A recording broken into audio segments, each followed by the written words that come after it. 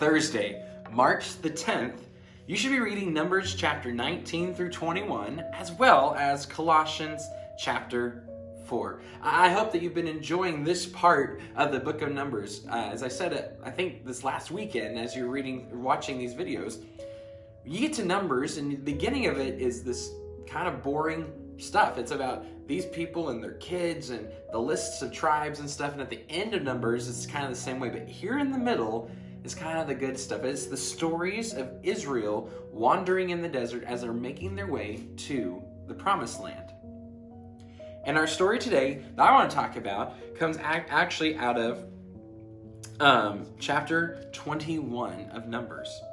It says this in verse 4. They traveled from Mount Hor along the route to the Red Sea to go around Edom, but the people grew impatient on the way.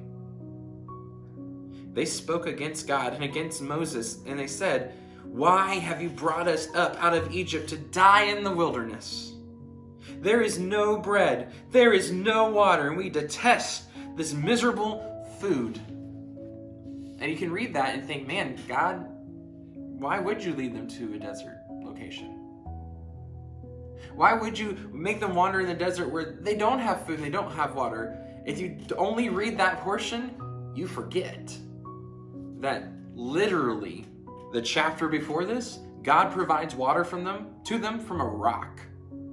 Moses goes up and he hits the rock really hard, a lot harder than God told him to do it because he was mad and angry. But this rock delivered water to the entire Israelite people, and they actually brought this rock with them wherever they go. So they were in the middle of a desert, wandering around Mount Hor, and guess what? There was water. So we're here where they say that there's no water. It's a lie. God provided them water already in the previous chapter. It's there in the midst of their camp. They just forgot about it. They were so fed up with it, and they just let it go out of their mind. But that's not the only thing they forgot about. They're also cursing God and being frustrated about the food. We don't have any food. Actually, do you remember how a few chapters ago we talked about the quail from heaven and the manna from heaven that God provided every day for them? So not only did they have a free food supply of quail and manna, they had a free water supply that went everywhere with them. So they were yelling out in their impatience, "There's no bread." There was. Just was different. It was called manna. "There's no water. We detest this food." So really, they're not cursing Moses. They're not cursing the people around them. They're cursing God and his provision. God, what you've given me is not good enough. And God doesn't put up with rebellious children. He's actually a really good father, and when we rebel against him, there's a consequence to that rebellion. Just like when our children rebel against us. As your parent, there's always a consequence to a rebellion, right? This is what God does. The Lord sent venomous snakes among them. They bit the people, and many Israelites died. Seems kind of harsh.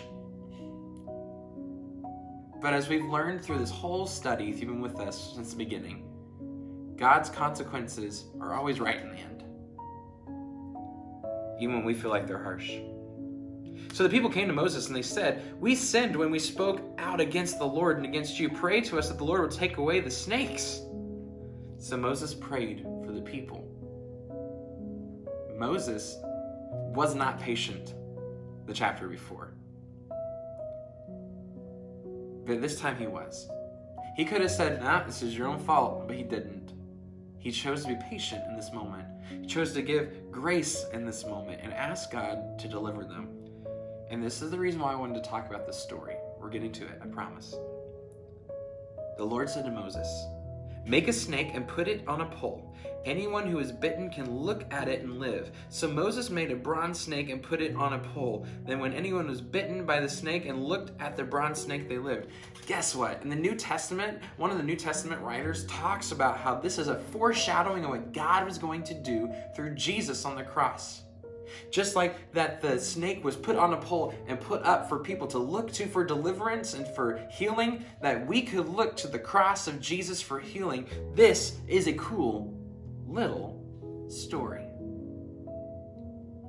So my challenge to you today is, as you're reading through this, remind yourself that just like the Israelites quickly forgot God's provision and deliverance, we can do that too.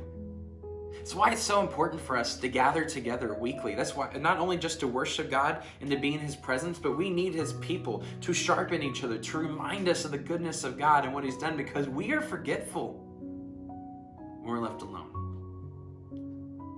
We need each other to be reminded to, in times of trouble, in times of sorrow and sadness, in times of brokenness so that we live in this world, to fix our eyes on the cross for our place of deliverance and healing. Church, until we see each other again, you are sent.